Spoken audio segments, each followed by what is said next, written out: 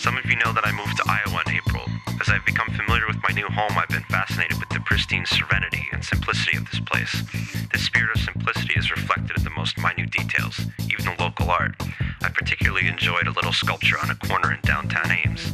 It's a sculpture of a young boy with wings strapped to his arms, Icarus. Perhaps you know the legend of Icarus. He has the wings attached with wax. He flies too close to the sun. The wax melts and he falls into the sea, dying. But there's more to the story, and that part isn't reflected in the beautiful, simple sculpture. Icarus' father, Daedalus, is the personification of skill in mechanical arts. He can create and build anything. It was Daedalus who built the labyrinth for Minos, king of Crete. Daedalus loses the favor of the king and is imprisoned in the labyrinth itself. He is imprisoned in his own creation. Daedalus plots to escape. Daedalus makes wings for himself and his son. Father and son have different agendas for this new technology. Daedalus wants to escape from King Minos, but Icarus wants to be like the gods. Daedalus warns Icarus not to fly too low or too high. It's obvious from the story that Daedalus loves this child.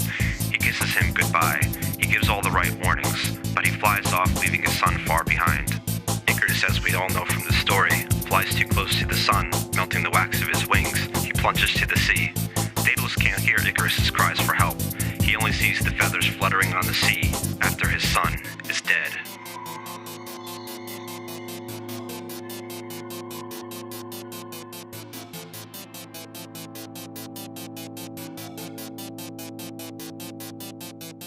The story of Daedalus and Icarus is our story. We are imprisoned in our own devices. We think technology can fix everything, but it is our children that will suffer. Daedalus and Icarus offer a cautionary, dare I say it, a precautionary tale. Next week we move to the site for the new compound in a small town called Gravity. Ironic because Gravity was ultimately Icarus' undoing, or at least his arrogant attempt to overcome gravity. We will also be welcoming several new recruits to join us in our work. I am feeling as optimistic as ever in the progress of our collective endeavor. I will write of our progress with the subjects as soon as I have a free minute to collect my thoughts. So much work. So much good work to do.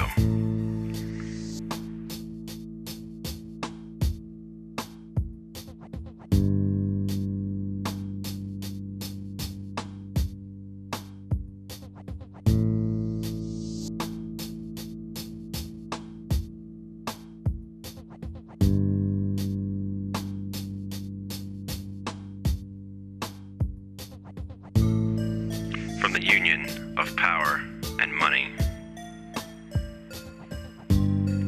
From the union of power and secrecy. From the union of government and science. From the union of government and art. From the union of science and money. From the union of ambition and ignorance. From the union of genius and war. From the union of outer space and inner vacuity, the mad farmer walks quietly away. There is only one of him, but he goes. He returns to the small country he calls home, his own nation small enough to walk across. He goes shadowy into the local woods and brightly into the local meadows and croplands. He goes to the care of neighbors. He goes into the care of neighbors. He goes to the potluck supper, a dish from each house for the hunger of every house. He goes into the quiet of early mornings, of days when he is not going anywhere, calling his neighbors together into the sanctity of their lives, separate and together, in the one life of their commonwealth and home, in their own nation small enough for a story or song to travel across in an hour. He cries, he cries. Come all ye conservatives and liberals who want to conserve the good things and be free. Come away from the merchants of big answers whose hands are meddled with power. From the union of anywhere and everywhere by the purchase of everything from everybody at the lowest price and the sale of anything to anybody at the highest price. From the union of work and debt, work and despair, from the wage slavery of the helplessly well employed, from the union of self-gratification and self-annihilation, secede into care for one another and for the good gifts of heaven and earth. Come into the life of the body, the one body granted to you in all the history of time. Come into the body's economy, its daily work and its replenishment at mealtimes and at night.